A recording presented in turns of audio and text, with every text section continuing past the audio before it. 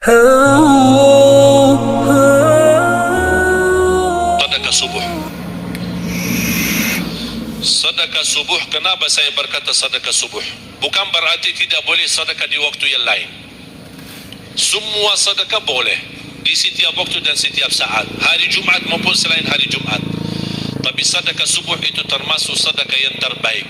Kenapa? Bukan kata saya, tapi kata Rasulullah sallallahu alaihi wasallam. Setiap waktu subuh Allah turunkan malaikat, tugasnya mendoakan orang yang bersedekah subuh hari. Allahumma a'ti munfiqan khalafa, ya Allah ganti yang lebih baik bagi orang yang infak di subuh hari. Ibu-ibu lagi halangan tidak salat, sebelum beraktivitas isi sedekah subuh. Anda tidak usah susah-susah mencari anak yatim dan orang miskin di subuh hari. Mulai hari ini masing-masing bikin kotak amal atau botol atau kaleng, simpan di rumah. Setiap habis salat subuh sebelum beraktivitas isi sedekahnya. Apalagi kalau sedekah itu disertai doa. Begitu anda sedekah, sebutkan hajatmu. Ya Allah, dengan berkah sedekah ini, ya Allah saya ingin nikah, mudahkan jodoh. Nikah lagi juga boleh doa, tidak apa-apa.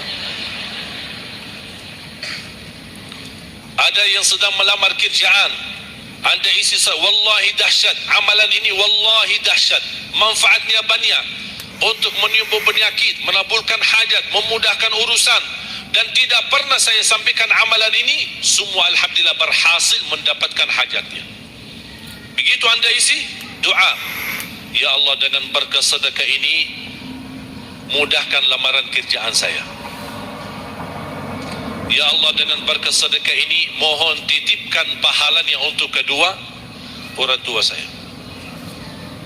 Kalau ada yang merasa dirinya suka marah, suka emosi, ya Allah dengan berkah sedekah ini tenangkan hati dan jiwa saya agar tidak emosi lagi. Ya Allah dengan berkah sedekah ini karuniai kepada aku anak penghafal Al-Quran. Bu jemaah sekalian, saya berkeluarga 12 bersaudara, timnas, dan kami memang sudah disusun satu lusin 12 ini mempersiapkan kalau timnas kita belum mampu membawa juara, insyaAllah kami sekeluarga siap mengganti timnas. Alhamdulillah dari saudara saya 12 ini 10 penghafal Al-Quran. Tapi orang tua saya awam, percaya enggak?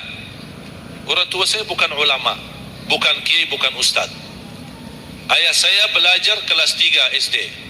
Ibu saya tidak pernah masuk sekolah sama sekali. Sampai usia 40 tahun masih buta huruf, tidak bisa baca Quran. Tapi Allah berikan karunia keturunan penghafal Al-Quran. Berkat apa? Salat mereka dan sedekah mereka termasuk doa. Itu perjuangan mereka. Alhamdulillah sekarang ayah saya, ibu saya penghafal Al-Quran, yang jadi gurunya anak dia sendiri. Sekarang di Indonesia saya bawa 5 adik saya dan ditugaskan menjadi imam tarawih. Saya bawa mereka pindah dari Arab kemari. Ada 5. Yang perempuan sudah dinikahkan sama orang Indonesia, orang Jakarta. Dan saya dorong adik saya yang perempuan untuk menghafalkan suaminya biar jadi penghafal Quran. Yang 4 laki-laki, ada yang 2 bawa istrinya masing-masing dari Arab, yang 2 lagi saya nikahkan di Indonesia sama orang Indonesia. Ada 1 sama orang Sunda, 1 sama orang Lombok. Jangan khawatir bu, masih ada lagi, masih ada. Bahkan saya dorong adik-adik saya semua wajib nikah 4. Masing-masing 4 istri. Kenapa? Supaya banyak keturunan.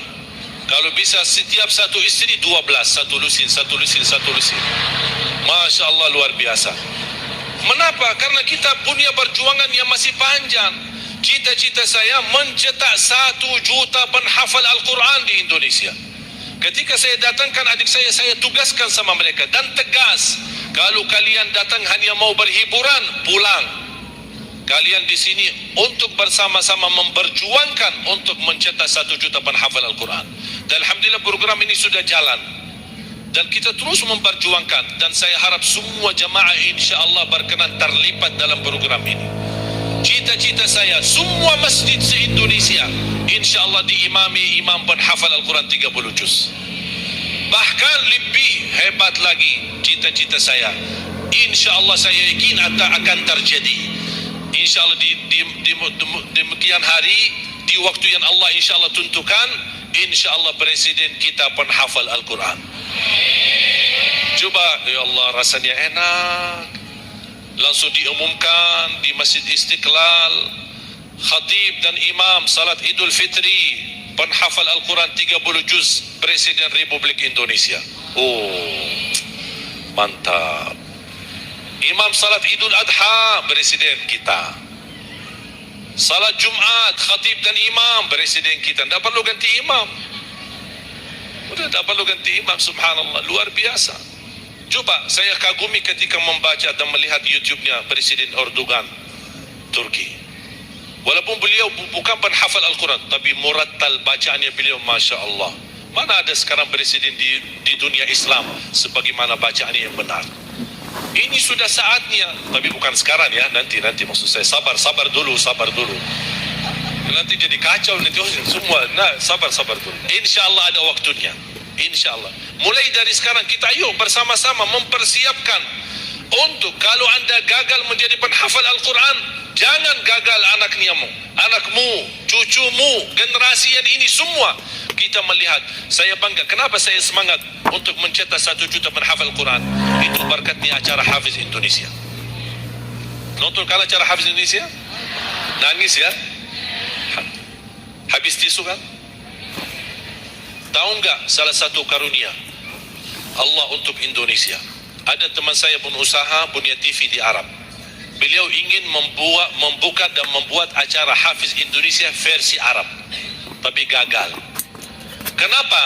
Karena tidak menemukan jumlah yang banyak penghafal Al-Quran di bawah usia 10 tahun.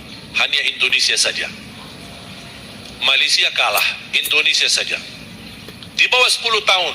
Dan sayang sekali memang anda yang nonton acara Hafiz Indonesia, anda nonton acara yang sudah jadi, tapi anda belum tahu apa yang kami berjuangkan di belakang layar. Sebelum acara Hafiz Indonesia 4 bulan bekerja keras, sampai tim turun ke lapangan, ke desa-desa, kampung-kampung, ke pulau-pulau untuk menumpulkan dan mendatangkan, menghadirkan para penghafal Al-Quran. Ketika dibawa di Jakarta 2 bulan berturut-turut kami didik mereka. Yang awalnya pemalu, awalnya ada yang mohon maaf kencing di celananya sendiri, sakit tidak berani, takut. Alhamdulillah sekarang menjadi mereka pemberani. Bahkan mereka berlumba-lumba azan subuh. Mereka berlumba-lumba membangunkan sesama saudaranya. Sama-sama tertib makan. Kita menghadirkan dokter kesihatan, kita menghadirkan dokter psikologi jiwa untuk menjaga perasaan mereka selama 2 bulan. Didampingi kadang-kadang ibu mereka, didampingi kadang-kadang ayah-ayah mereka. Dan semua rata-rata sepakat orang tua mereka tidak pernah kami merasakan bangga memiliki anak sebagaimana kami melihat perjuangan di Hafiz Indonesia. Dan alhamdulillah begitu selesai acara Hafiz Indonesia, kami tidak tinggalkan mereka. Kami terus kawal, kami terus pimpin. Dan alhamdulillah mereka di kampung masing-masing sudah membangun rumah tahfiz. Ada yang membangun pesantren untuk mencetak dan melahirkan jumlah yang banyak penghafal Al-Quran. Dan ini perjuangan luar biasa, tidak mudah. Berapa biaya yang dikeluarkan. Dan mohon maaf, belum ada sponsor yang bisa mensponsori kita dan membayar full untuk kita. Kita terus bekerja keras dan alhamdulillah masih Allah hantarkan kepada kita orang yang dermawan, orang yang baik, yang peduli dengan dan mencintai Al-Quran. Allah anugerahkan. Wallahi menurut saya saat ini, zaman ini, sedekah yang terbaik dan yang termulia, semua apapun yang terkait dengan Al-Quran itulah yang termulia. Makanya boleh anda ketika anda bersedekah, jangan lupa disertai doa. Di antaranya anugerahkan ya Allah Indonesia menjadi negara Al-Quran. Tapi tolong fokus. Kalau anda isi sedekahnya, tolong disesuaikan. Jangan isi sedekahnya koin, teng, tapi doanya sampai terbit matahari. Dah ada malunya. Kata Allah, koin-koin aja sedekahnya, doanya dah habis-habis. Hajatnya panjang lebar. Malu kita sama. Bukan Allah tidak bisa, Allah maha bisa menabulkan hajat, tapi kita malu sama Allah. Kok cuma bikin teng, ya Allah, ya Allah, ya Allah, panjang. Fokus. Kalau usulan saya, 1 sedekah 1 hajat, 1 sedekah 1 hajat. dan insya-Allah akan Anda melihat manfaatnya. Mudah-mudahan semua yang hadir insya-Allah menjadi keluarga besar 1 juta penghafal Al-Quran. 1 juta mencetak penghafal Al-Quran. 1 juta keluarga Al-Quran yang insya-Allah akan membangun generasi baru yang membawa Indonesia menjadi baldatun thayyibatun rabbun ghafur, dan di masa yang akan datang insya-Allah Indonesia menjadi lebih baik. Amin ya rabbal alamin. Barakallahu fikum. Terima kasih, semoga bermanfaat. Kurang lebihnya mohon maaf. Mungkin ada panitia ingin menyampaikan selanjutnya. Wallahu a'lam. Subhanakallahumma bihamdika asyhadu an la ilaha illa anta astaghfiruka wa atubu ilaik. Wassalamualaikum warahmatullahi wabarakatuh.